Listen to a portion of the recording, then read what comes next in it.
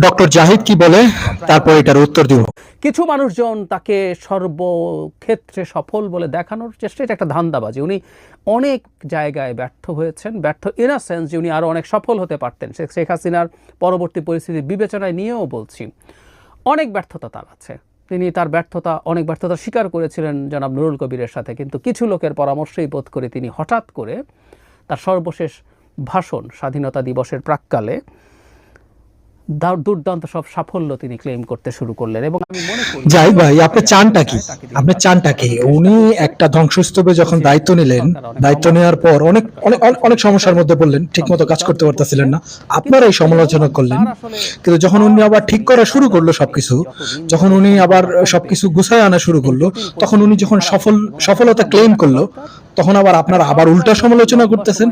আসলে চানটা কি, সমস্যাটা কি আপনার ভাই? একটু বলার সমস্যা